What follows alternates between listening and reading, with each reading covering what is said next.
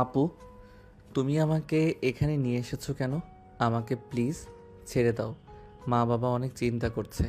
College করে বাসায় না গেলে অনেক টেনশন করবে। কেন রে? তখন কি বললি মনে নেই? কি যেন বলেছিলে, ও আমাকে একা পেলে কি যেন করবি বলেছিলি? আমার ওয়াচ, ফিগার আমাকে দেখলে তোর আদর করতে মন চায় কেন? এখন তো এক রুমে দরজাটাও বাইরে থেকে লাগানো, আয় আদর কর। আপু, তোমাকে তখন ওই কথা বলতে চাইনি। বন্ধু বান্ধবের পাল্লায় পড়ে বলেছি, প্লিজ ক্ষমা করে দাও। আর কখনোই তোমাকে বলবো না। এবারের মতো মাফ করে দাও প্লিজ। মাফ কর। মাফ? আর আমি আজ পর্যন্ত কখনো কেউ আমার কাছে মাফ চেয়ে পাইনি, তুইও পাবি না। যা বলতে বলেছি তাই কর, না হলে জ্যান্ত আর বাসায় যেতে পারবি না। ভুলে যাস না, আমি কিন্তু নেতার মেয়ে। আমার বাবাকে দেখে এই শহরের সবাই ভয় পায়। নেহার কথা শুনে স্বাধীন অনবরত ঘামতে লাগে। নেহা স্বাধীনের কাছে এসে টিস্যু দিয়ে স্বাধীনের মুখ থেকে ঘাম মুছে দিতে লাগে। কিরে, তুই এভাবে ঘুমাচ্ছিস কেন? যেখানে ঘুমাবো আমি সেখানেই তুই ঘুমাচ্ছিস। প্লিজ আপু, আমাকে ক্ষমা করে দাও। তখন আমি ওই কথাটা বলার জন্য সরি তো বলছি। প্লিজ ছেড়ে দাও। আমি ছোট্ট একটা বাচ্চা। আমার সঙ্গে এসব কাজ করতে তোমার বিন্দুমাত্র বাচ্চা না। ওরে আমার ছোট বাবুটা! বাবু, তখন তো আমার দিকে তাকিয়ে এইসব কথা বলতেছিলে। তখন মনে ছিল না তুমি ছোট বাবু, আমি তোমার সিনিয়র, আমার দিকে নজর দেওয়া তোমার ঠিক হয়নি। এখন এইসব শুনতে চাচ্ছি না। যা করতে বলেছি কর, না হলে তুই কিন্তু জ্যান্ত বাসায় ফিরতে পারবি না, তোর মরদেহ বাসায় ফিরবে। নেহার কথায় স্বাধীন অনবরত ঘামতে লাগে। ধীরে ধীরে পিছনের দিকে যেতে লাগে। নেহাই স্বাধীনের দিকে আসতে লাগে। এক পর্যায়ে স্বাধীন গিয়ে দেওয়ালের সঙ্গে পিঠ ঠেকে যায়। আর কোনো রাস্তা খোলা নেই তার জন্য। নেহা স্বাধীনের কাছে এসে স্বাধীনের দুহাত মুষ্টিবদ্ধ করে ফেলে। কিরে, কাঁপছিস কেন ভাই? আমি তো নিজেই তোর কাছে ধরা দিয়েছি, আমাকে আর জোর করে ওইসব করতে হবে না। আয়। দেখো আপু, আমাকে যেতে দাও। না হলে উল্টাপাল্টা কিছু করে ফেললে আবার বাবুর মা হয়ে গেলে আমাকে দোষ দিতে পারবে না। আরে, আমি তো এটাই চাচ্ছি তোর কাছ থেকে, বুঝতে পারছিস না? শুরু কর, বাবুর মা বানিয়ে দিয়ে দেখি তোর কত জোর। কথাটা বলে নেহা স্বাধীনের হাত ছেড়ে দেয় এবং নিজের উপর থেকে ওড়না সরিয়ে ফেলে। স্বাধীন নিচের দিকে তাকিয়ে থাকে। নেহা স্বাধীনের ঘাড় উঁচু করে স্বাধীনের ঠোঁটে অনবরত নেহা তার হাত দিয়ে স্লাইড করতে লাগে, স্বাধীনকে উত্তেজিত করতে লাগে।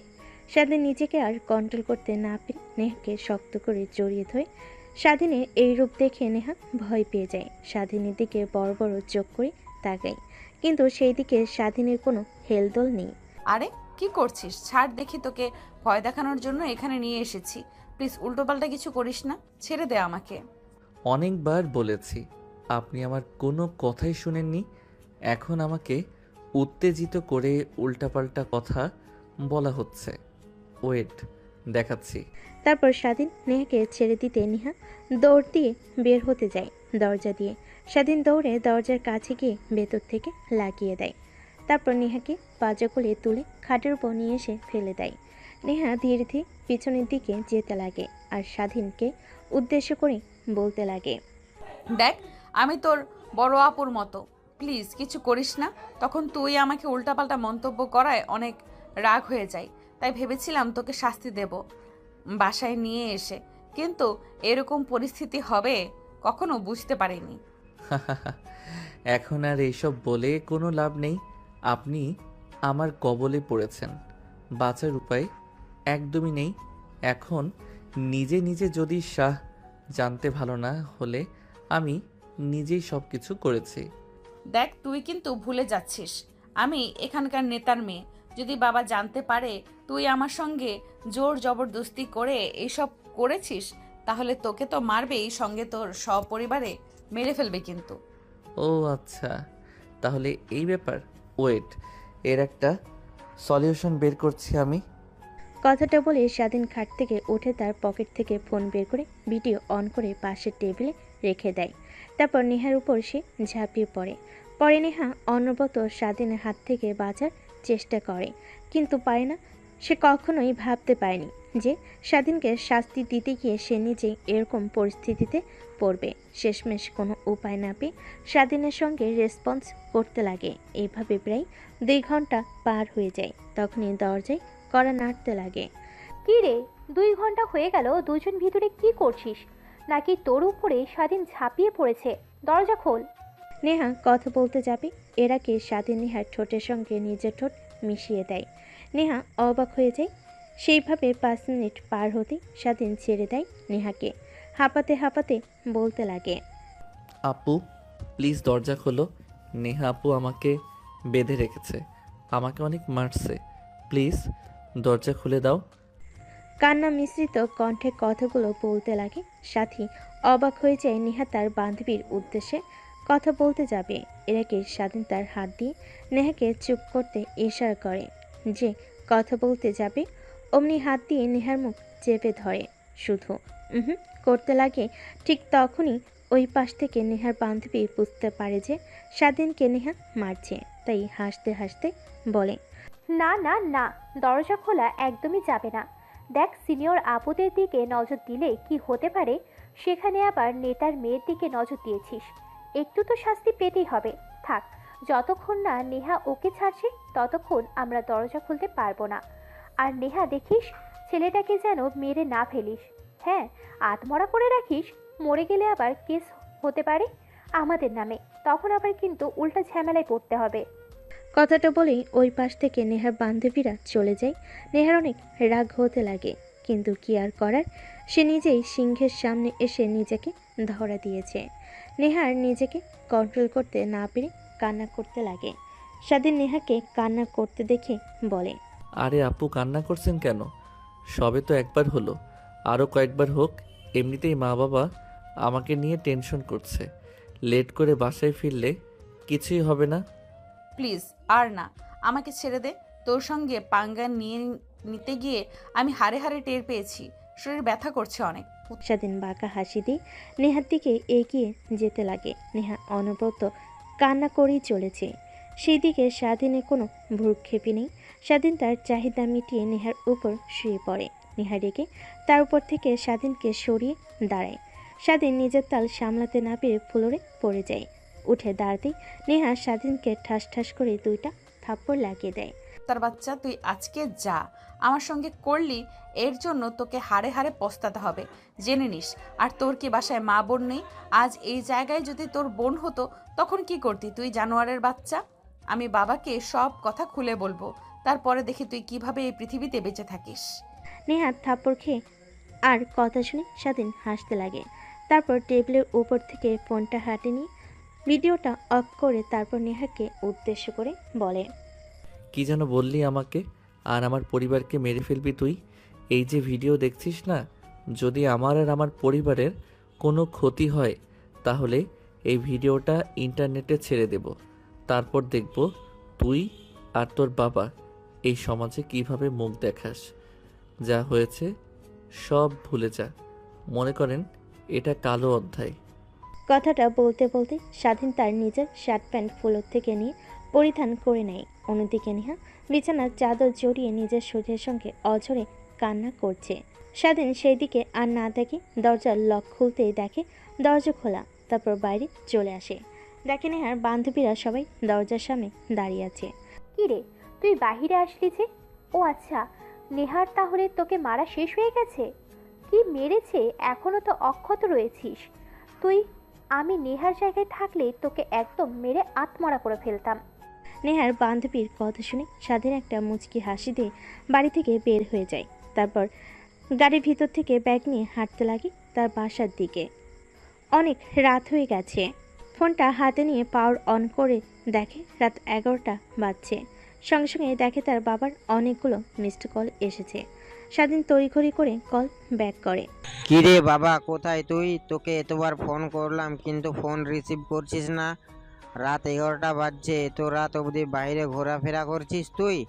জলদি বাসায় আয়, কত চিন্তা করছি আমি আর তোর মা। তাড়াতাড়ি বাসায় আয় বাবা। টেনশন করো না, আমি তাড়াতাড়ি চলে আসছি। এক বন্ধুর বাসায় গিয়েছিলাম, ও ইনভাইট করেছিল ওর বার্থডে পার্টিতে, তাই ফোন পকেটে রেখেছিলাম সাইলেন্ট করে, তাই তোমার ফোন কল দেখতে পাইনি। আমি রওনা দিয়েছি, একটু পরে বাসায় চলে আসব, টেনশন করো না। তারপর স্বাধীন ফোন রেখে দেয়। অন্যদিকে নেহার বান্ধবীরা স্বাধীনের বাঁকা হাসি কারণ বুঝতে পারল না। রুমের মধ্যে উকি মেরে দেখে নেহা বিছানার চাদর জড়িয়ে ধরে কান্না করছে।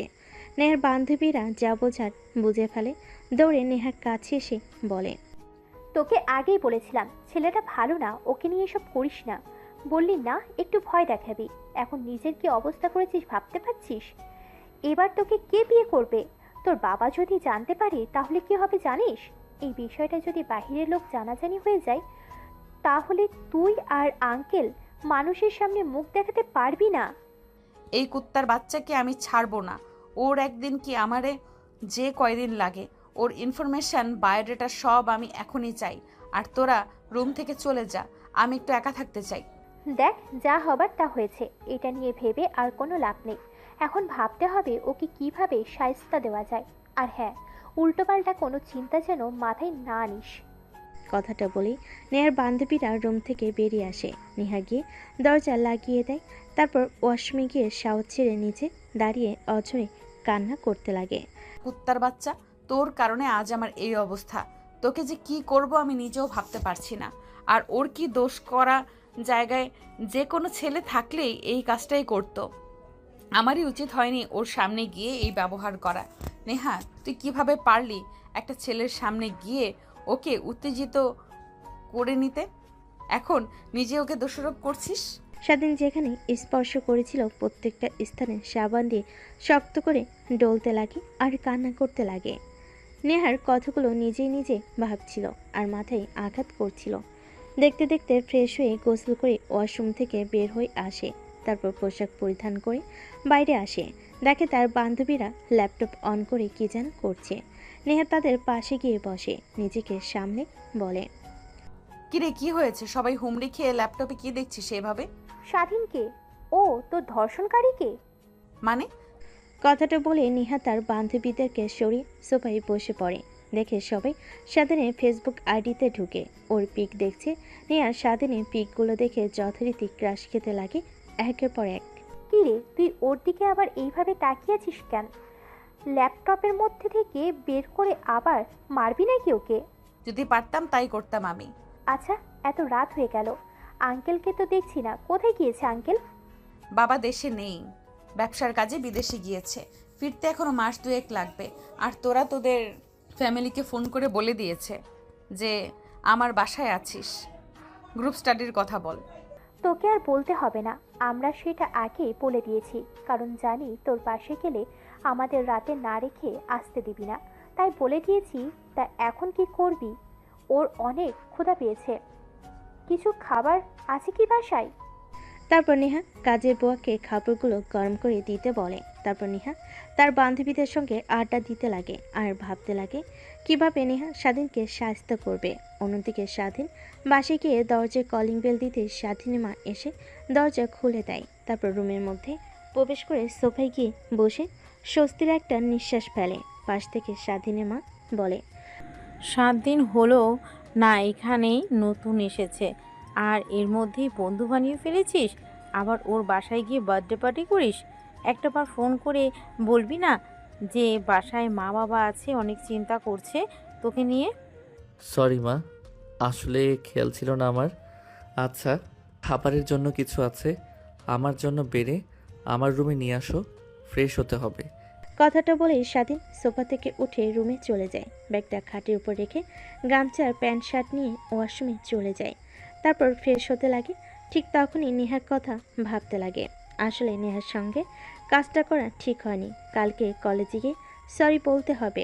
আবার যদি উল্টাপাল্টা কিছু করে ফেলে তার ফ্যামিলির সঙ্গে কিংবা তার সঙ্গে, এসব ভাবছিল।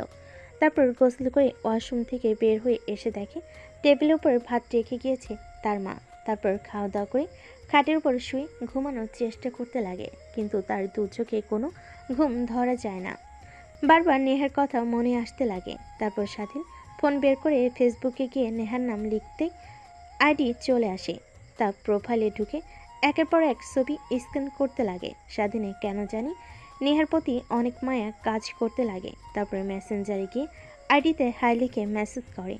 অন্যদিকে নেহার বান্ধবীরা সবাই স্বাধীনের প্রোফাইল ভিজিট করে পিক দেখছিল। ঠিক তখনই মেসেজ দেখে সবাই অবাক হয়ে যায়। তারপর নেহার বান্ধবী গিয়ে মেসেজ ওপেন করে রিপ্লাই দিতে যাবে, এর আগে নেহা বলে, দেখ উল্টাপাল্টা একদম কিছু লিখবি না, ঠিক আছে? কি রে, দেখছি তোর স্বাধীনের প্রতি এত কেয়ারিং দেখাচ্ছিস কেন? কি হয়েছে? নাকি দুর্বল হয়ে গেলি? তুই ভালোবেসে ফেললি নাকি? দেখ কি বলছিস? ভালোবাসা, তাও আবার ওর মতো ছোট লোকের বাচ্চাকে? কখনোই না। বাবা একবার দেশে আসুক, তারপর দেখ ওর অস্তিত্ব খুঁজে পাস কিনা তোরা। সেই অপেক্ষাতেই রইলাম, দেখি তুমি কি করো। আবার যেন মন মতোই ক্ষতি না পাল্টাই তোর। নেহার অনেক রাগ হতে লাগে তার বান্ধবীদের কথা বলার ধরন দেখে, কিন্তু কিছুতেই বুঝতে দেয় না। তারপর ল্যাপটপটা বন্ধ করে ঘুমোতে যেতে বলে সবাইকে। তারপর সবাই একসঙ্গে ঘুমিয়ে পড়ে। মেসেজের অপেক্ষা করতে লাগে, কোনো তো রিপ্লাই না পেয়ে সে মনমরা হয়ে ঘুমিয়ে পড়ে। পরের দিন সকালবেলা স্বাধীন ঘুম থেকে উঠে ফ্রেশ হয়ে খাবার দাবার খেয়ে কলেজের উদ্দেশ্যে বেরিয়ে পড়ে। বাসার বাহিরে সে রিক্সার জন্য অপেক্ষা করতে লাগে, কিন্তু রিক্সা পায় না। ঠিক তখনই সামনে দিয়ে নেহা তার প্রাইভেট কার নিয়ে যাচ্ছিল। পাশে স্বাধীনকে দেখে রীতিমতো অবাক হয়ে যায়, কিন্তু গাড়ি দাঁড় না করিয়ে সোজা চলে যেতে লাগে। একটু পর স্বাধীন রিক্সা পেয়ে যায়, তারপর রিক্সা করে কলেজে চলে আসে। রিক্সার ভাড়া মিটিয়ে কলেজে প্রবেশ করতে দেখে নেহার বান্ধবীরা যেখানে বসে আড্ডা দিত সবাই ওইখানে বসে আছে। স্বাধীন যেতে নিলে তখনই পাশ থেকে একটা ছেলে বলতে লাগে, ওই এদিকে আয়, শোন।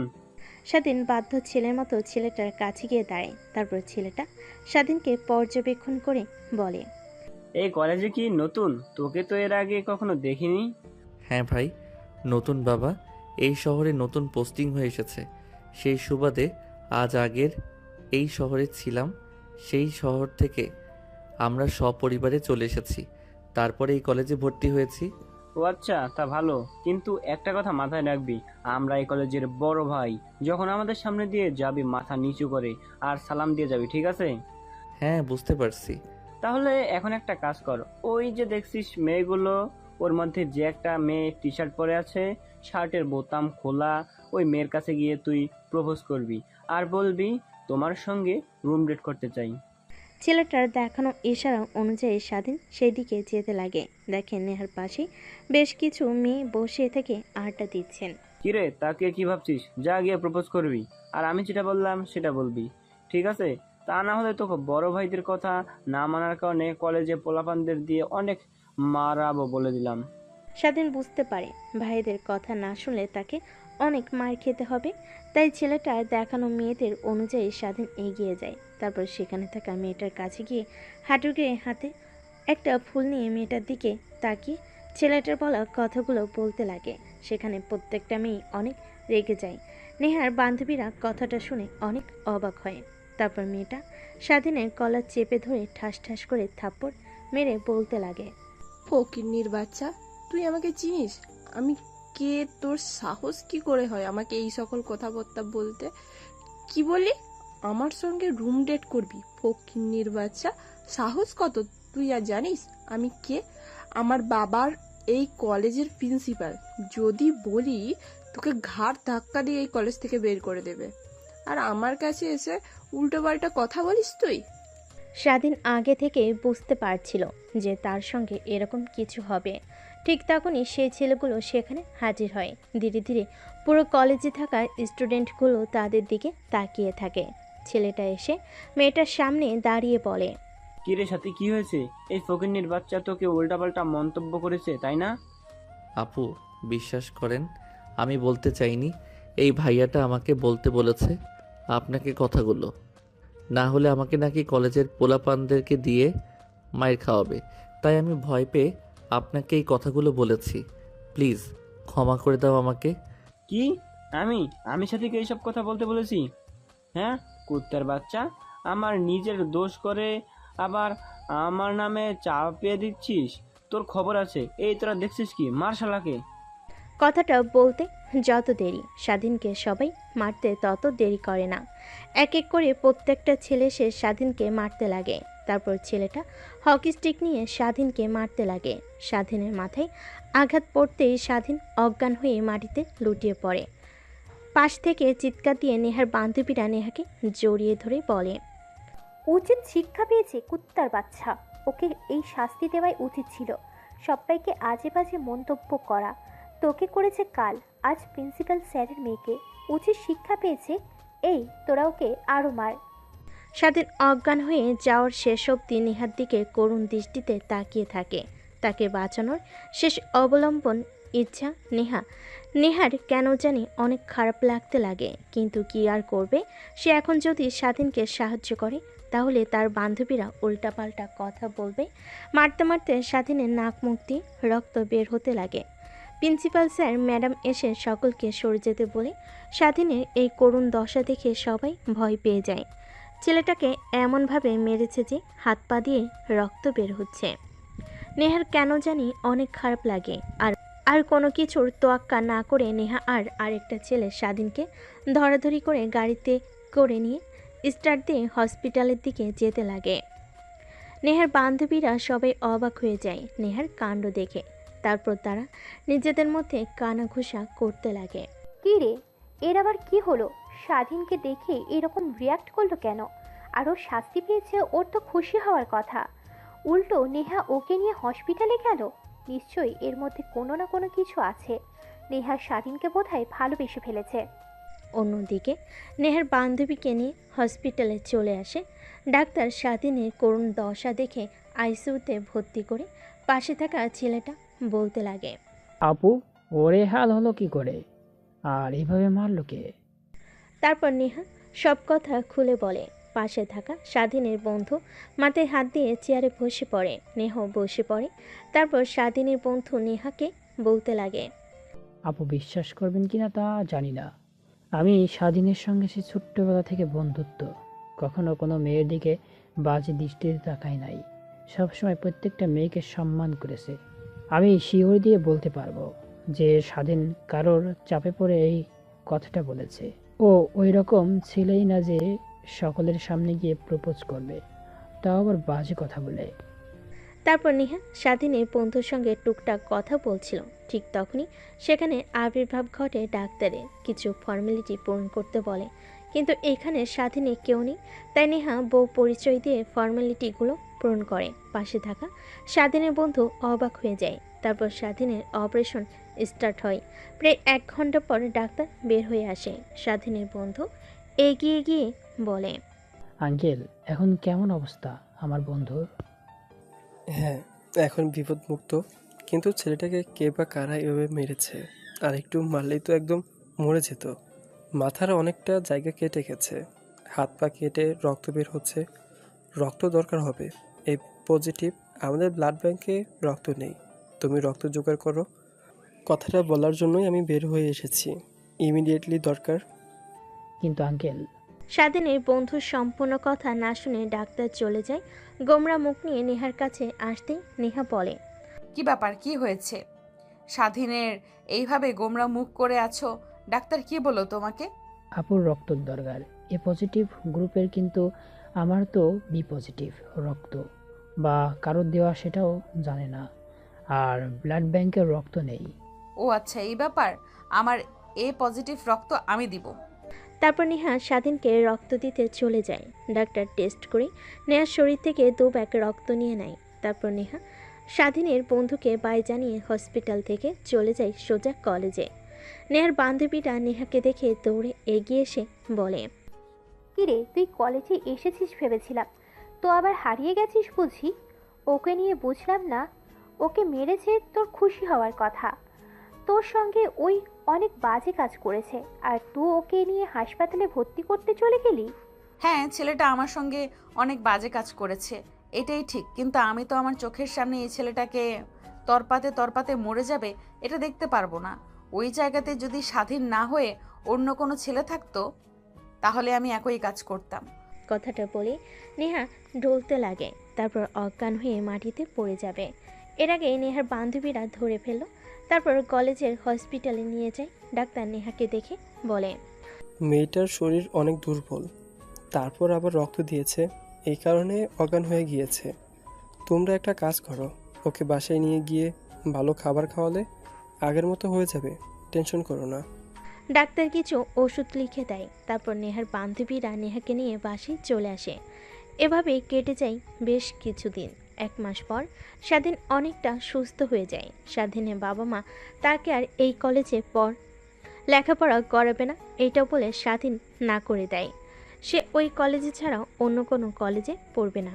এই কয়েকদিন নেহা স্বাধীনকে একটু দেখার চেষ্টা করে না, অনেক জানতে ইচ্ছে করে স্বাধীনের পরিস্থিতির কথা। স্বাধীনের বন্ধুকেও কলেজে আসতে দেখে না নেহা।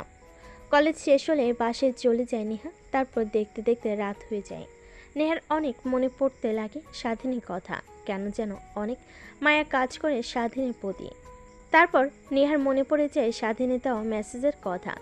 তারপর মেসেঞ্জারে গিয়ে স্বাধীনকে গিয়ে মেসেজ দেয়। অন্যদিকে স্বাধীন ফেসবুক স্ক্রলিং করছিল। হঠাৎ নেহার মেসেজ দেখে অবাক হয়ে যায়, সিন করে রিপ্লাই দেয়।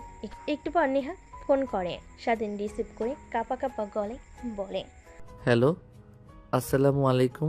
ওয়ালাইকুম আসসালাম। তা তোর অবস্থা এখন কেমন? আলহামদুলিল্লাহ অনেক ভালো। মেরে ফেলতে তো চেয়েছিলেন কিন্তু দেখেন মরে যায়নি। অনেক সুন্দর চাল চেলেছিলেন কিন্তু কেউ বুঝতেই পারিনি আপনি কাজ করেছেন। টেনশন করেন না, আপনার ভিডিও কখনোই আমি ইন্টারনেটে দেব না। শুধুমাত্র আপনাকে ভয় দেখানোর জন্য কথাটা বলেছি। আমাকে মেরে ফেলেন, সমস্যা নেই, কিন্তু প্লিজ আমার পরিবারের এখনও ক্ষতি করেন না। কি বলছিস তুই? আমি চাল চেলেছি মানে? বিশ্বাস কর, তোকে মারার পিছে আমার কোনো হাতই নেই, বিশ্বাস কর। আমার বিষয়ে আপনার কি আসে যায়? আপনি যদি বলেন আমি আর ওই কলেজে যাব না, অবশ্য মা বাবা আর ওই কলেজে পড়াবে না বলেছে আমাকে। এখনও যদি আপনার রাগ না কমে তাহলে আমাকে বলেন, আমি যাব। আপনি যত খুশি আমাকে মারবেন, আমি কিছুই বলবো না কাউকে। দেখ, তোকে মারের পিছে আমার কোনো হাত নেই তোকে বলছি, তারপরও বিশ্বাস করছিস না কেন? ভয় পেয়ে না, আমি তখন আসলে ভিডিও করিনি, এমনিতেই ফোন ওইখানে রেখে গিয়েছিলাম। বাদ দিন, আল্লাহ হাফেজ, ভালো থাকবেন। ফোনের ওই পাশ থেকে নেহা অনবরত হ্যালো হ্যালো বলে চলেছে, কিন্তু স্বাধীন ফোন রেখে দেয়। তারপর নেহার অ্যাকাউন্টটা ব্লক করে দেয়। এইভাবে চলে যায় বেশ কিছুদিন। স্বাধীন অন্য আরেকটি কলেজে ভর্তি হয়েছে। নেহা ক্লাস করছিল, ঠিক তখনই জানালার বাইরে দিয়ে তাকিয়ে দেখে স্বাধীনের বন্ধু। নেহা ক্লাস থেকে বের হয়ে স্বাধীনের বন্ধুর কাছে গিয়ে দাঁড়ায়। হাঁপাতে হাঁপাতে বলতে লাগে, কিরে স্বাধীনের কি হয়েছে? কলেজে দেখছি না ওকে, প্রায় 2 মাস হলো। ও আপু, আপনি তো স্বাধীনকে হাসপাতালে রেখে এসে যে চলে আসলেন আর দেখতে গেলেন না। ও এই কলেজে পড়বে না, ও অন্য আরেক কলেজে ভর্তি হয়েছে। আমিও আর পড়বো না, স্বাধীন যে কলেজে ভর্তি হয়েছে সেখানে ভর্তি হব।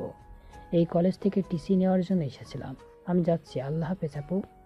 স্বাধীনের বন্ধু কথাটা বলে নেহার আর কোনো কথা না শুনে কলেজ থেকে বের হয়ে যায়। নেহা ভাবতে লাগে, জিজ্ঞেস করব কোন কলেজে ভর্তি হয়েছে, কিন্তু বলতেই পারলাম না। ছেলেটা আমাকে অনেক ভুল ভাবছে। তারপর নেহা গোমরা মুখ করে ক্লাসরুমে চলে যায়। এক এক করে সব ক্লাস করে বাসায় চলে আসে। মন খারাপ করে টিভি দেখছিল, ঠিক তখনই নেহার বাপ এসে নেহার পাশে বসে বলে, মারে তোর কি হয়েছে? আমি বিদেশ থেকে আসার পর দেখছি তুই কেমন যেন হয়ে গেছিস, একদম কথা বলছিস না, সবসময় চুপচাপ থাকছিস। আমার মেয়ে পুরো বাসা মাথায় করে বেড়াতো, সেই মেয়ে চুপচাপ হয়ে গেছে। কি হয়েছে মা, বল আমাকে। কই বাবা, কিছুই তো হয়নি, এমনি। দেখ মা, তোর মা মারা যাওয়ার পর দ্বিতীয়বার আমি বিয়ে করিনি। সৎ মায়ের সাথে তোর সঙ্গে কেমন আচরণ করবে এর জন্য। আর তুই এমন মনমর হয়ে বসে থাকলে বল আমার কি ভালো লাগে? কি হয়েছে বল, তোকে কোনো ছেলে ডিস্টার্ব করছে? না বাবা, তোমাকে এই শহরের সবাই চেনে, আর তোমার মেয়েকে ডিস্টার্ব করবে এমন সাহস কারো আছে নাকি? এমনিতেই ভালো লাগছে না আমার, তাই বসে আছি। এর থেকে বেশি কিছু না, চলো খাবার খেয়ে নিই, অনেক রাত হয়ে গেছে, তোমার জন্য অপেক্ষা করছিলাম। কই মা, সবে তো মাত্র 9টা বাজে, একটু পর খাবার খাই। আগে না তুই আর আমি রাতভর বসে মুভি দেখতাম, কিন্তু এখন এরকম হয়ে গেছিস কেন? কি হয়েছে বল প্লিজ। আমার কোন আচরণে কষ্ট পেয়েছিস তুই, নাকি টাকা লাগবে বল? না বাবা, কেন জানি এমনিতেই ভালো লাগছে না কিছুতেই, তাই চলো খাবার খেয়ে নিই। তারপর নেহার জোড়াজুড়িতে নেহার বাবা চলে যায় খাবার টেবিলে। তারপর খাওয়া দাওয়া শেষ করে নেহা প্লেটে হাত ধুয়ে চলে যায় নিজের রুমে। নেহার বাবার অনেক খারাপ লাগে, তার মেয়ে হাসি খুশি সবসময় থাকতো, এমন মনমরা হয়ে গেছে কি জন্য। তাই নেহার বাবা তার এক বডিগার্ডকে ডাক দিয়ে নেহার সম্পর্কে সব খুঁটিনাটি বের করতে বলে, কেন এমন মনমরা হয়ে রয়েছে। অন্যদিকে স্বাধীন নতুন কলেজে গিয়ে অনেক বন্ধু বান্ধবী হয়। তার সকলের সঙ্গে আনন্দে আনন্দে ক্লাস করতে লাগে। আগের মতো দুষ্টামি করে না, মনোযোগ দিয়ে ক্লাস করে। বাসে আসে। এমনই একদিন স্বাধীন তার বাসার বাহিরে দাঁড়িয়ে রিক্সার জন্য অপেক্ষা করছিল। ঠিক তখনই নেহা সামনে দিয়ে যায়। স্বাধীনকে দাঁড়িয়ে থাকতে দেখে নেহা স্বাধীনের কাছে এসে গাড়ি দাঁড় করিয়ে গ্লাস নামিয়ে বলে, আয় গাড়িতে উঠে বস। স্বাধীন মাথা নিচু করে গাড়ির মধ্যে নেহাকে দেখে অন্যদিকে তাকিয়ে থাকে। নেহার অনেক রাগ হতে লাগে, কিন্তু মিষ্টি সুরে স্বাধীনকে কি আবার ডাকে। দেখ, আমি এখানে সিনক্রেট করতে চাচ্ছি না, প্লিজ গাড়িতে উঠে বস। তোর সঙ্গে কিছু কথা বলার আছে আমার, একটু বোঝার চেষ্টা কর। বিশ্বাস কর, কথাটা বলেই আর তোকে কোনো বিরক্ত করব না। আমি চিরতরে তোর লাইফ থেকে সরে যাব। তারপর স্বাধীন নেহার কথা শুনে গাড়িতে উঠে বসে। সামনের সিটে বসতে নেহা গাড়ি স্টার্ট দিয়ে একটা পার্কে চলে যায়। স্বাধীন বলতে লাগে, আপু, আমাকে এইখানে নিয়ে আসলেন কেন? কলেজে যেতে হবে আমাকে। একদিন ক্লাস না করলে কিছুই হবে না, কিন্তু তোকে এই কথাগুলো না বলতে পারলে বিশ্বাস কর অনেক খারাপ লাগছে আমার। তারপর নেহা আর স্বাধীন পার্কের ভিতরে গিয়ে একটা বেঞ্চিতে গিয়ে বসে পড়ে। দুজনের মধ্যে অনেকটা দূরত্ব, এই দূরত্ব থেকেও মনের দূরত্ব অনেক। ঠিক তখনই নেহা স্বাধীনের কাছে গিয়ে স্বাধীনের দুই হাত চেপে ধরে বলতে লাগে, দেখ, আমি জানি তুই আমাকে অনেক বাজে আর খারাপ মেয়ে হিসেবে চিনিস, কিন্তু বিশ্বাস কর আমি মোটেও অমন না। আর তুই ভাবছিস কলেজে যে তোকে মেরেছে ওর মধ্যে মেন ভিলেন হচ্ছে আমি, কিন্তু বিশ্বাস কর আমি কিছুই করিনি। ইভেন আমার তো তোর প্রতি কোনো ক্ষোভ নেই, কারণ আমি বুঝতে পেরেছি যে দোষটা আমারই ছিল। তোর জায়গায় ওখানে যে কোনো ছেলে থাকলে আমার সঙ্গে একই কাজ করতো। ও আচ্ছা, এই কথা তো এই কথা তা আগে বলবেন না? আমি কোনো কিছুই মনে করিনি, যা হবার তা হয়ে গেছে। আর একটা কথা, প্লিজ আমাকে ক্ষমা করে দিন ওই দিনের জন্য। আসলে নিজের ছিলাম না, আপনার সঙ্গে হুট করে ওইসব হয়ে গিয়েছে, ক্ষমা করে দিয়েন। আর হ্যাঁ, যদি পারেন তো অবশ্যই এইসব পোশাক না পরে বাঙালি মেয়েদের মতো 3 পিস আর পায়জামা পরবেন, এতে এতে আপনাকে অনেক ভালো লাগবে। দেখ, সত্যি করে বলছি, তোকে আমি ভালোবেসে ফেলেছি, অনেক অনেক ভালোবাসি, নিজের জীবনের থেকেও বেশি। তুই যদি কিভাবে আর কেন তোকে ভালোবেসে ফেলেছি সেটা আমি নিজেও জানি না। নেহার কথা শুনে স্বাধীন হাসতে লাগে। নেহা স্বাধীনের হাসির দিকে অপলক দৃষ্টিতে তাকিয়ে থাকে। একটু পর স্বাধীন হাসি থামিয়ে দিয়ে বলে, ও রিয়েলি? কোটিপতি বাবার একমাত্র মেয়ে, ও সরি নেতার একমাত্র মেয়ে আমার প্রেমে পড়েছেন? এটা আবার নতুন প্ল্যান বুঝি আমাকে মারার জন্য? আর মারতে হবে না। হ্যাঁ, আমি ভুল করেছি, আপনার কাছ থেকে ক্ষমা চাচ্ছি। তা যদি না মানেন, আমাকে যদি বলেন পুরো বাজারের সামনে আপনার পা জড়িয়ে ধরে মাপ চাইতে, সেটাও পারবো, কিন্তু এই আজে বাজে কথা বলবেন না আর আমাকে। নেহার কেন জানি অনেক রাগ হতে লাগে। রেখে স্বাধীনকে শক্ত করে জড়িয়ে ধরে। স্বাধীন অবাক হয়ে যায়, নিমিষে যেন পুতুলে রূপান্তর হয়। স্বাধীন নেহাকে ধাক্কা দিয়ে সরিয়ে দিয়ে বলে, ধ্যাত, বাজে একটা মেয়ে। আপনার মতো মেয়েকে কখনোই ভালোবাসা যায় না। নিজে ঠিক নেই, বাবার ঠিক নেই। স্বাধীনের বলা কথাগুলো শুনে নেহার অনেক রাগ উঠে যায়। নিজের রাগকে আর কন্ট্রোল করতে না পেরে স্বাধীনের গালে ঠাস ঠাস করে থাপ্পড় লাগিয়ে দিয়ে নিজের চোখগুলো হাত দিয়ে মুছে বলে, আমারই ভুল হয়েছে, তোর মতো একটা ছেলেকে ভালোবেসেছি যে কিনা মেয়ে দেখলেই হুমড়ি খেয়ে পড়ে, দেহের লালসা। আর আমাকে তুই বলছিস আমি বাজে মেয়ে? দেখ, ভালো হয়ে যা, চাই না তোর কারণে আর কোনো মেয়ের জীবনটা নষ্ট হোক। কথাটা বলে নেহা চলে আসতে যাবে, ঠিক তখনই মাথা ঘুরে পড়ে যেতে লাগে। স্বাধীন গিয়ে ধরে ফেলে। নেহা স্বাধীনকে ধাক্কা দিয়ে দূরে সরিয়ে দিয়ে বলে, একদম তুই আমাকে টাচ করবি না, আমি বাজে মেয়ে, তাই না? স্বাধীনে কেন জানি নেহার বলা কথাগুলো তীরের মতো এসে মুখে বাঁধে। তারপর নেহাকে ছেড়ে দেয় না। স্বাধীন নেহাকে বেঞ্চের উপর বসিয়ে দেয়। তারপর দোকান থেকে পানির বোতল নিয়ে এসে নেহার দিকে এগিয়ে দেয়। নেহা পানির বোতল নিয়ে ঢক ঢক করে পানি খেতে লাগে। স্বাধীন এতক্ষণে নেহার দিকে ভালোভাবে তাকিয়ে দেখে। এখন তাকিয়ে দেখে নেহা আগের থেকে অনেকটা চেঞ্জ হয়ে গিয়েছে। চোখের নিচে কালি, বোধহয় অনেক রাত জাগে। দু চোখ লাল মনে হয়, অনেক কান্না করে। আমি ঠিক আছি, আর তুই চলে যেতে পারবি একা, নাকি আমি তোকে কলেজে নামিয়ে দিয়ে আসবো? আমি একাই যেতে পারবো, আর নিজের দিকে খেয়াল রাখবেন। কথাটা বলেই স্বাধীন পার্ক থেকে বের হয়ে রিক্সা নিয়ে কলেজে আর না গিয়ে বাসে চলে আসে। দরজায় কলিং বেল দিতেই স্বাধীনের মা এসে দরজা খুলে দেয়। স্বাধীনের দিকে ড্যাপ ট্যাপ করে তাকিয়ে থাকে। কিরে বাবা, কি হয়েছে? আজ এত তাড়াতাড়ি বাসায় চলে আসলে যে?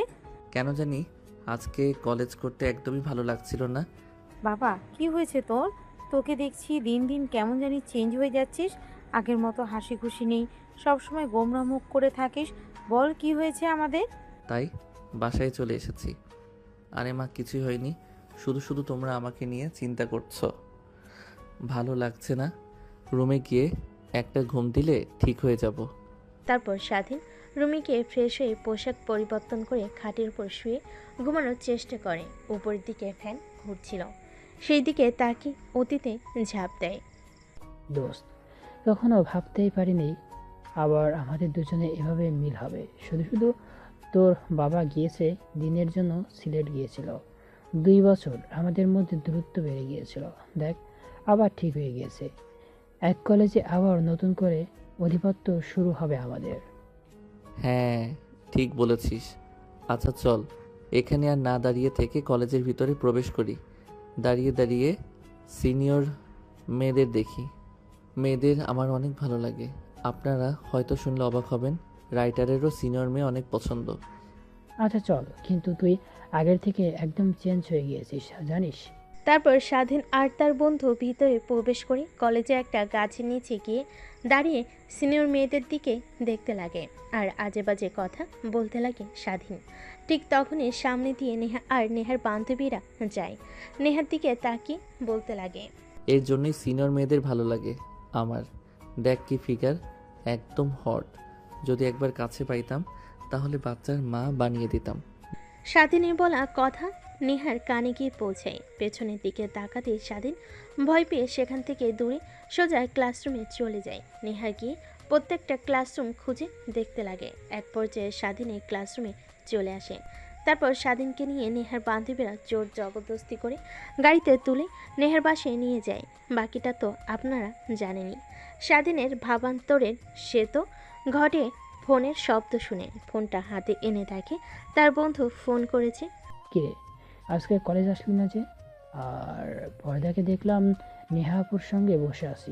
স্বাধীন কথা শুনে অনেকটা ভয় পেয়ে যায়। আমতা আমতা করে বলে। স্বাধীন তার বন্ধুকে উল্টাপাল্টা বুঝিয়ে দেয়, তারপর ফোন রেখে ঘুমিয়ে পড়ে। পরদিন সকালবেলা ঘুম থেকে উঠে স্বাধীন তৈরি হয়ে ফ্রেশ হয়ে কলেজে চলে যায়। স্বাধীনের বন্ধু স্বাধীনের জন্যই অপেক্ষা করছিল। তারপর দৌড়ে কাছে এসে ঘাড়ের উপর হাত দিয়ে বলে, দেখ, আমাকে উল্টাপাল্টা যতই বোঝাস, আমি কিন্তু ছোট্ট বাচ্চা না। হ্যাঁ, তুই যে নেহা আপুকে ভালোবাসিস আর নেহা আপু তোকে যে ভালোবাসে এটা কিন্তু আমি জানি। দেখ কি বলছিস তুই, উল্টাপাল্টা কথা। আমি উল্টাপাল্টা কথা বলছি তাই না? তোকে কলেজের সামনে সবাই মারধর করলো, সবাই দাঁড়িয়ে দাঁড়িয়ে শুধু দেখলো। নেহা আপু এসে তোকে ধরে হাসপাতালে ভর্তি করিয়ে নিয়ে যায়। আবার তোর রক্তর দরকার, নেহা আপুর রক্ত দেয়।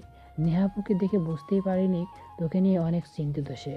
একটা মেয়ে কখনোই আর একটা ছেলেকে নিয়ে এতটা সিরিয়াস হয় না যতটা কিনা নেহা আপুকে দেখেছি।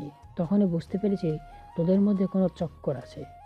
তখনই শিওর হয়ে আবার যখন নেহা আপু আমার কাছে দৌড়ে এসে তোর খোঁজ দিতে লাগে। আচ্ছা, তোদের মধ্যে কি কিছু হয়েছে?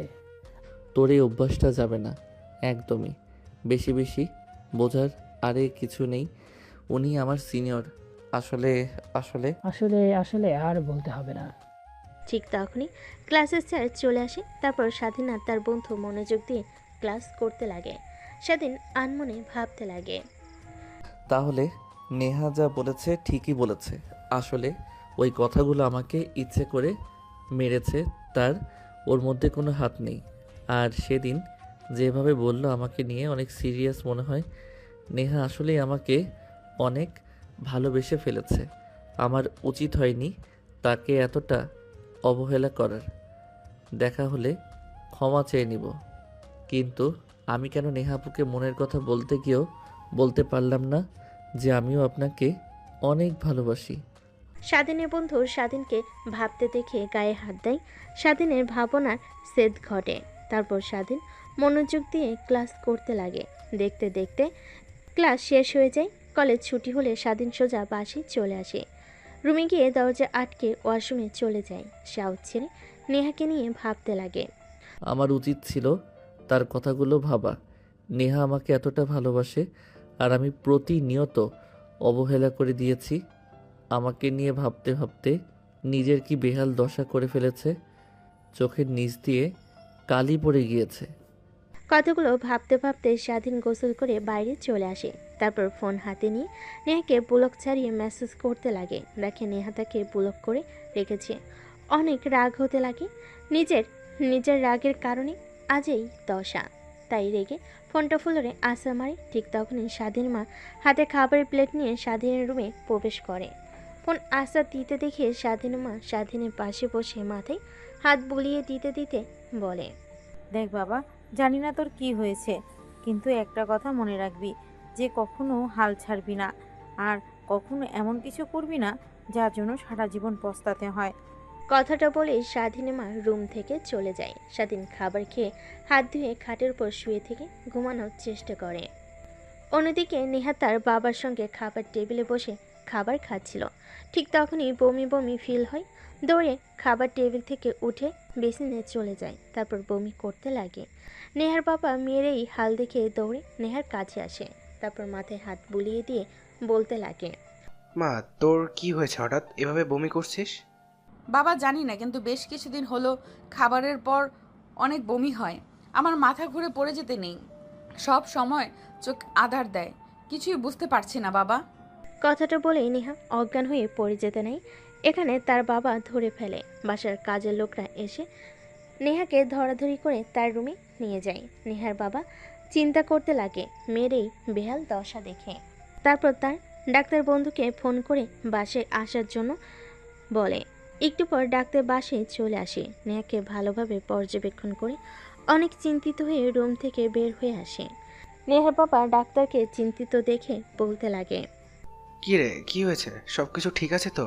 আমার মেয়ে সুস্থ আছে তো? হ্যাঁ ঠিক আছে, কিন্তু নেহা মামনিকে দেখে যতটুকু বুঝতে পারলাম নেহা মামনি প্রেগনেন্ট, আর এর কারণেই খাবার খাওয়ার পর বমি করছে। আর প্রেগন্যান্সি অবস্থায় চিন্তা করলে এরকম হাল হয়। মাঝে মাঝে অজ্ঞান হয়ে পড়া, চোখ আধার দেওয়া চিন্তা করিস না। আর মেয়েকে কখন বিয়ে দিলি কিছুই তো জানতে পারলাম না। কি বলছিস তুই? তোর কিছু একটা ভুল হচ্ছে। নেহার তো বিয়েই হয়নি, তাহলে পেটে বাচ্চা কি করে আসবে? নেহার বাবার কথা শুনে ডাক্তার ভুরকুচকে নেহার বাবার দিকে তাকিয়ে বলে, দেখ, আজ পর্যন্ত আমার রিপোর্ট কখনো ভুল হয়নি।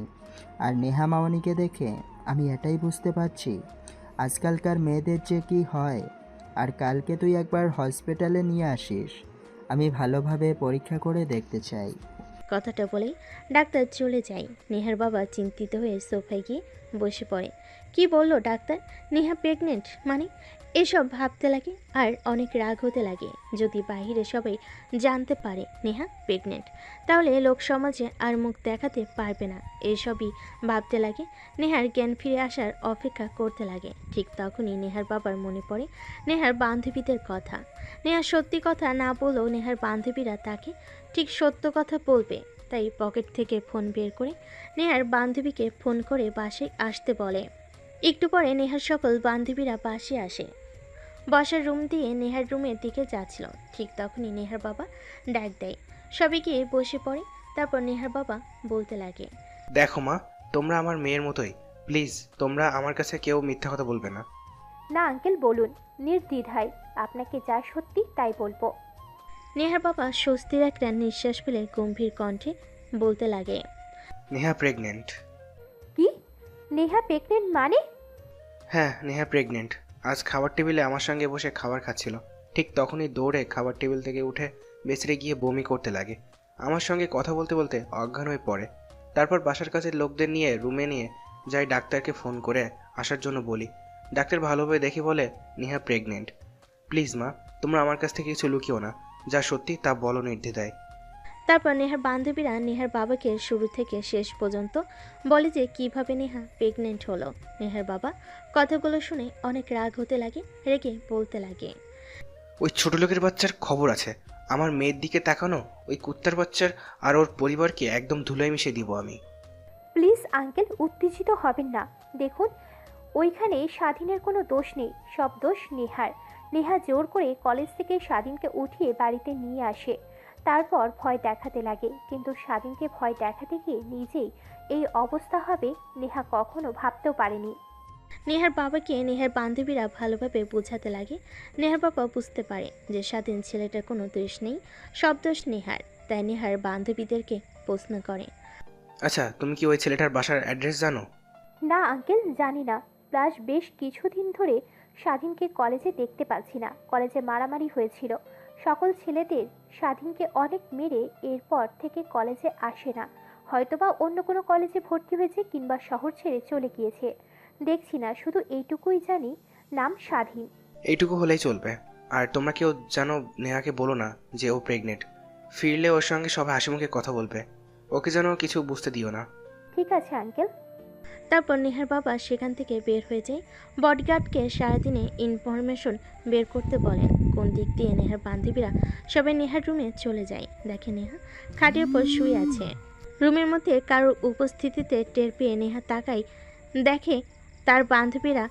তারপর আদর্শ নেহা তার বান্ধবীদের সঙ্গে কথা বলতে লাগে। কে তোরা?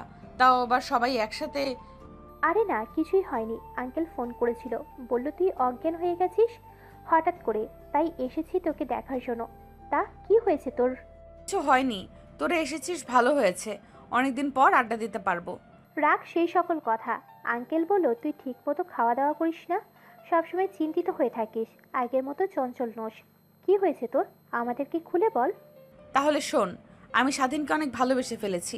স্বাধীনকে বোঝাতে পারছি যে কতটা ভালোবাসি। ওকে যতবার গিয়েছি ততবার অবহেলা করে, আর প্রত্যেকবার আমাকে ভুল বুঝে গিয়েছে। আমি নাকি ছেলেদের নিয়ে ওকে মেরেছি। কলেজে বারবার শুধু একটা কথাই বলে চলেছে। আমি অনেকবার বোঝানোর চেষ্টা করেছি, কিন্তু আমার কথা একদমই বোঝার চেষ্টা করছে না। কি করব এখন কিছুই মাথায় আসছে না। ও আচ্ছা, তাহলে এই ব্যাপার। আপনি আপনার রাজাকে নিয়ে টেনশন করে নিজের এই হাল করে ফেলেছেন। একবার আয়নার দিকে তাকা, নিজের কি হাল করেছিস। চোখের নিচ দিয়ে কালি, ঠিক মতো ঘুমাস না, ঠিক মতো খাওয়া দাওয়া না করে শরীরের কি হাল করেছিস। নেহা তার বান্ধবীদের জড়াজড়িতে এক পর্যায়ে উপরের দিকে তাকিয়ে গম্ভীর একটা নিঃশ্বাস ফেলে বলতে লাগে। নেহা তার বান্ধবীদের কথা শুনে আয়নার দিকে তাকায়। দেখতে পাই এই 3 মাসে অনেক পরিবর্তন হয়ে গিয়েছে। চোখে কালি আগে থেকে অনেকটা রোগা হয়ে গিয়েছে, ঠিকমতো খাওয়া দাওয়া না করে। দেখিস, আর ওকে যদি পেতে চাস তাহলে এইভাবে ভেঙে পড়লে তো আর হবে না। দেখ, হাল ছাড়লে কখনোই হবে না। আর আমি যা মনে করি, স্বাধীন তোর জন্য একদমই পারফেক্ট না। ও অনেক ছোট, তোর থেকে প্রায় 2 বছরের জুনিয়র। আর তুই না আমাদেরকে বড় বইলা বলেছিলি যে ওকে শেষ করে ফেলবি। ওর পরিবার সহ তোর বাবা দেশে ফিরলেই উল্টে দেখি আমাদের মহারানী তার মেরে ফেলার নায়ককে ভালোবেসে ফেলেছে। কথাগুলো বলে নেহার বান্ধবীরা নেহাকে পচাতে লাগে। নিমিষেই গম্ভীর মুখটা হাসি মেখে যায়। এজন্যই বলে জীবনে বন্ধুর প্রয়োজন আছে। অন্যদিকে স্বাধীনে কেন জানি নেহার কথা অনেক মনে হতে লাগে। নিজের অজান্তেই নেহাকে নিয়ে ভাবা শুরু করে। সজীবের কাছ থেকে কথাটা শোনার পর নেহার কাছ থেকে ক্ষমা চাইতে মরিয়া হয়ে পড়ে। কিন্তু নেহার তো আর বাসা চেনে না। কলেজের সামনে গিয়ে অনেক দাঁড়িয়েছে, কিন্তু কলেজে আর আসে না। ফেসবুক থেকে ব্লক করে রেখেছে, সব বই বন্ধ। এসবই ভাবছিল শুয়ে থেকে। ঠিক তখনই ফোন বাজতে লাগে। ফোনটা হাতে নিয়ে দেখে অচেনা একটা নাম্বার। কানের কাছে নিতেই বলতে লাগে, আসসালামু আলাইকুম। কে? শালা, আমার নাম্বার তো সেভ করা নেই। আমি সজীব। ও তুই? তা কি মনে করে? কিরে, তোর কি হয়েছে? ঠিকমতো কলেজে আসিস না, আসলেও আলমোনা হয়ে থাকিস। আমি সারাক্ষণ দেখি রুমের বাইরেও বের হোস না। আগে প্রত্যেক দিন পাড়ার মাঠে জাতীয় ক্রিকেট খেলার জন্য, এখন তাও যাস না। কি হয়েছে আমাকে খুলে বল। আর তোর জন্য একটা সারপ্রাইজ আছে, বাসার নিচে আয়। দেখ, ভালো লাগছে না। আমার ঘরের ভিতর থাকতেই অনেক ভালো লাগে। কিছু বললেই বল, আর আমার রুমে আয়। নেহা আপুর অ্যাড্রেস খুঁজে পেয়েছি। কি? সত্যি? হ্যাঁ সত্যি, নিচে আয়। কথাটা শুনে স্বাধীন আনন্দিত হয়ে খাট থেকে উঠে পড়ে। তারপর ওয়াশরুমে গিয়ে ফ্রেশ হয়ে পোশাক পরিবর্তন করে বাড়ি চলে আসে। এসে দেখে সজীব দাঁড়িয়ে আছে বাইক নিয়ে। তারপর সজীবের বাইকে উঠে বসে পড়ে। একটু পর একটা আলিশান বাসার সামনে গিয়ে বাইক দাঁড় করে। সজীব বাড়ির দিকে ইশারা করে বলে, স্যার, এটা আপনার সিনিয়র গার্লফ্রেন্ডের বাড়ি। ধ্যাত শালা, কি বলছিস? তুই গার্লফ্রেন্ড মানে আমার সিনিয়র আপু হয়? বলে যাস না তুই কিন্তু নেহা। হ্যাঁ ভাই, আর বলতে হবে না। একটা মেয়ের জন্য পাগল রাতে ঠিকমতো ঘুমায় না, সবসময় বাসায় পড়ে থাকেন, আবার বলেন সিনিয়র আপু। তোর মুখ মেরে ভেঙে দিব শালা। আরে সত্যি বলছি, শুধুমাত্র ক্ষমা চাওয়ার জন্য এখানে এসেছি। ক্ষমা চেয়ে সোজা বাসায় চলে যাব। তারপর স্বাধীন আর তার বন্ধু বাসার নিচে দাঁড়িয়ে বোঝার চেষ্টা করে কোনটা নেহার রুম, কিন্তু আলিশান বাড়ি অনেকগুলো রুমের মধ্যে কিভাবে বুঝতে পারবে যে কোনটা নেহার রুম। এভাবে অনেকটা সময় পার হয়ে যায়, কিন্তু নেহার দেখা পায় না। আরে শালা হয়েছে, তোর বসে থাকতে থাকতে তোর মশার রক্ত খেয়ে পুড়িয়ে ফেলবে। এখন তো অন্তত চল, মনে হয় নেহা বাসায় নেই।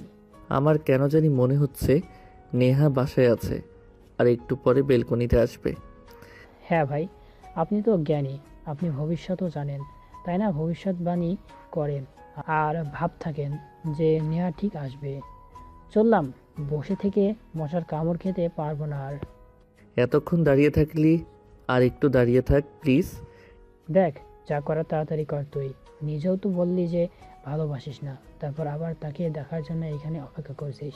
আর তুই কি ভাবছিস এখান থেকে নেহাকে ডাকলে ওই বেলকনিগুলো থেকে ভাবছিস তোর ডাক শুনতে পাবে? বলদ কোথাকার, বললেই পারিস যে অনেকদিন হলো নেহাপুকে দেখিস না, দেখার জন্য এসেছিস তুই। ঠিক আছে ভাই, আমি নেহাকে ভালোবাসি আর ওকে দেখার জন্য এসেছি। এবার তো অন্তত চুপ করো। তারপর স্বাধীন আর স্বাধীনের বন্ধু নিচে দাঁড়িয়ে থেকে অপেক্ষা করতে লাগে। একটু পর নেহা বেলকনিতে আসে কফির মগ হাতে নিয়ে ফ্রেশ হওয়ার জন্য। অনেকদিন পর তার বান্ধবীদের সঙ্গে আড্ডা দিয়ে কেন জানি অনেক ভালো লাগছে। কফি নিয়ে বেলকনিতে দাঁড়িয়ে প্রাকৃতিক মনোরম পরিবেশ উপভোগ করতে লাগে। অন্যদিকে স্বাধীন নেহাকে বেলকনিতে আসতে দেখে তার মুখের আচমকায় হাসি রেখা টানে। সে ভালো করে জানে এখান থেকে নেহাকে ডাকলে কখনো শুনতে পারবে না। তারপর বিতা ডাকতে লাগে। আরে ভাই, মারবি নাকি তুই? ভুলে যাস না, নেহার বাবা এখানকার নেতা, আশেপাশে তার অনেক বডিগার্ড ঘোরাফেরা করে। যদি কেউ দেখতে পাই যে এখানে দাঁড়িয়ে থেকে নেহা নেহা বলে রাখছিস, তোকে তো মারবে, সঙ্গে আমাকেও মেরে ফেলবে। ভাই, এবার অন্তত চুপ কর। তারপর স্বাধীন চুপ হয়ে যায়। নেহা যতক্ষণ বেলকনিতে দাঁড়িয়েছিল ততক্ষণ মন ভরে দেখে নেয়। চলে যেতে গাড়ি করে স্বাধীন বাসায় চলে আসে। রাতে নেহাকে নিয়ে অনেক কল্পনা করতে লাগে যে সে নেহাকে ভালোবেসে ফেলেছে। যেভাবেই হোক সরি বলে নেহাকে আপন করে নিতে হবে। ভাবতে ভাবতে স্বাধীন ঘুমিয়ে পড়ে। অন্যদিকে নেহার বাবা স্বাধীনের সম্পর্কে সব কিছু পেয়ে যায়। পরদিন সকাল হতে স্বাধীন যখন কলেজে চলে যায়, নেহার বাবা স্বাধীনদের বাসে আসে। তারপর স্বাধীনের বাবা মার সঙ্গে কথা বলতে লাগে। স্বাধীনের মা বাবা ছেলের এরকম কাণ্ড দেখে অবাক হয়ে যায়। তারা নিজেরাই বিশ্বাস করতে পারে না, কিন্তু এত বড় একটা নেতা প্লাস বিজনেসম্যান তাদের বাসে এসে কথাটা বলেছে, অবশ্যই সত্যি হবে। আর তারপর তারা নিজেদের মধ্যে আরও কিছু কথা বলে একটা সিদ্ধান্ত নেয়। এভাবে পেরিয়ে যায় দিনটা। রাতের বেলা নেহা খাবার টেবিলে বসে ফ্রুটস খাচ্ছিল। ঠিক তখনই পাশ থেকে নেহার বাবা বলতে লাগে, মারে, আমি তোর বিয়ে ঠিক করেছি আমার বন্ধুর ছেলের সঙ্গে। কথা দিয়ে এসেছি আমি, আগামী শুক্রবার তোর বিয়ে। হাতে মাত্র 2টা দিন, আর বিয়েটা পারিবারিকভাবে হবে। আর তোর বান্ধবীদেরকে আসতে বলিস। নেহা তার বাবার কথা শুনে অবাক হয়ে যায়। কি বলছে তার বাবা? হাত থেকে কাটা ফল পড়ে যায়। ড্যাব ড্যাব করে নেহা তার বাবার দিকে তাকিয়ে থাকে। বাবা, কি বলছো তুমি? তোমার মাথা ঠিক আছে? আমি তাও আবার বিয়ে করব? অসম্ভব, এখন পারবো না।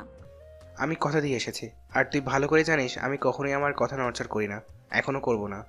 কিন্তু বাবা, আমি লেখাপড়া করছি, এই সময়ে বিয়ে, আর আমি অনেক বড় হওয়ার ইচ্ছে আছে বাবা, তুমি আমাকে বিয়ে দিও না। আর দেখ, তোর কাছ থেকে কোনো কথা শুনতে চাচ্ছি না আমি। আমার বন্ধুদেরকে কথা দিয়ে এসেছি, আর ওরা বিয়ের সব কাজ শুরু করেছে। তুই যদি বিয়ে না করিস তাহলে তুই আমার মরা মুখ দেখবি, এই কথাটাই বলে দিলাম। কথাটা বলেই নেহার বাবা খাবার টেবিল থেকে উঠে চলে যায়। নেহা অঝরে কান্না করতে থাকে। বারবার স্বাধীনের কথা কেন জানি মনে হতে লাগে। ঘরে গিয়ে দরজা আটকে দিয়ে কান্না করতে লাগে। অন্যদিকে স্বাধীনের বাবা মার সঙ্গে বসে খাবার খাচ্ছিল। এমন সময় স্বাধীনের বাবা বলতে লাগে, বাবা, আমি আর তোর মা একটা ডিসিশন নিয়েছি, ঠিক করেছি।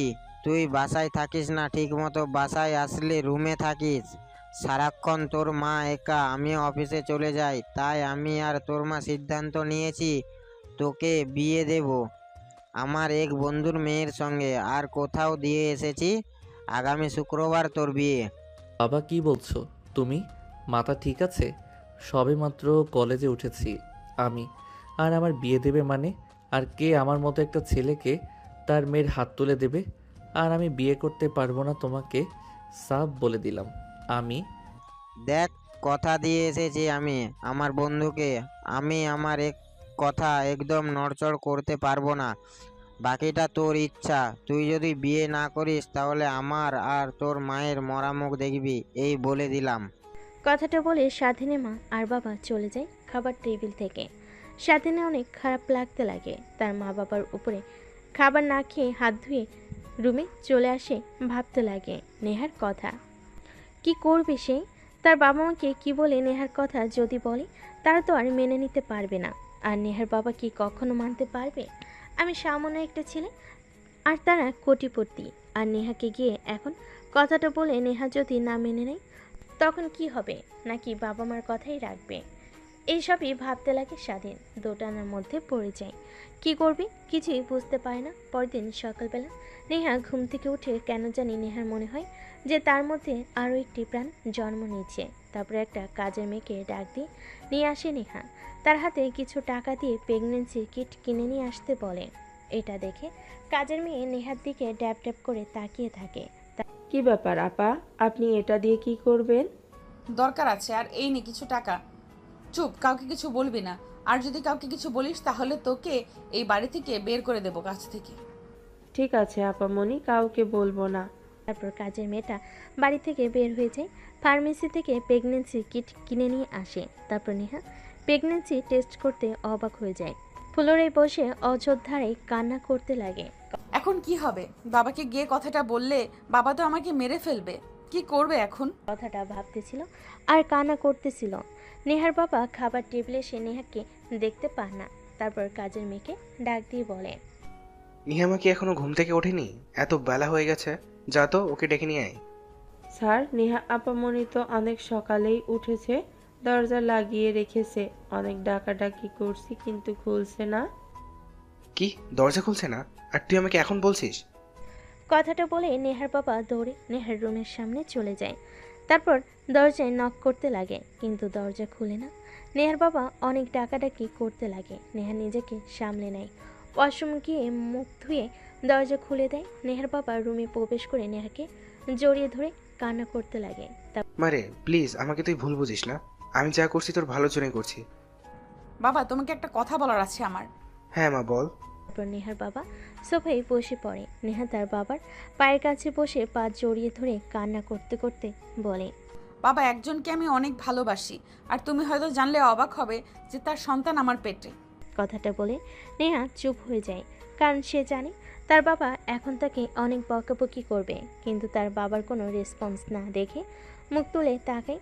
বাবা, আমি তাকে ছাড়া বাঁচবো না। প্লিজ তুমি তোমার বন্ধুর সঙ্গে বিয়ে দিও না আমাকে। নেহার কথা শুনে নেহার বাবা হা হা করে হাসতে লাগে। নেহা তার বাবার হাসি দেখে অবাক হয়ে যায়।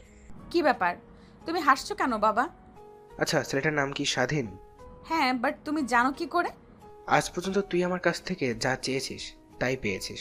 কখনো তোর হাসি মাখা মুখ দেখার জন্য অনেক কিছু করেছি।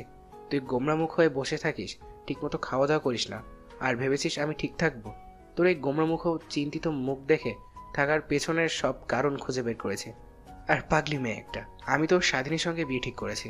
কিন্তু তুমি যে বললে তোমার বন্ধুর ছেলে। আরে ওটা তো তোকে এমনি বলেছি।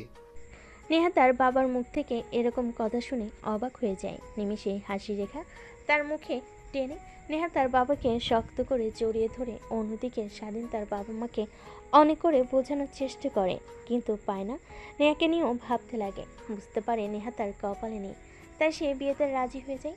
দেখতে দেখতে বিয়ে হয়ে যায়। বাসর ঘরে দরজার সামনে স্বাধীন অপেক্ষা করতে লাগে। পিছন থেকে স্বাধীনের বন্ধু এসে স্বাধীনকে ধাক্কা দিয়ে রুমের মধ্যে ঢুকিয়ে দিয়ে দরজা আটকে দিয়ে বাড়ি থেকে বলে, শালা, ভাবিকে দেখে একদম অবাক হয়ে যাবি। আর সকালের আগে দরজা খুলছে না, যতই চিৎকার করিস না কেন তুই।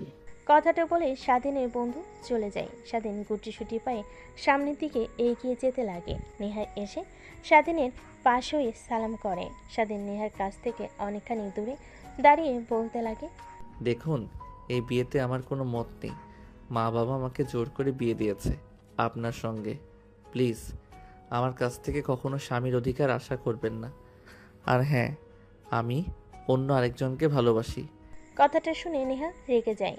ঘুমটা সরিয়ে স্বাধীনের দিকে তাকায়। স্বাধীন মাথা উঁচু করে নেহাকে দেখতে পেয়ে অনেকটা অবাক হয়ে যায়।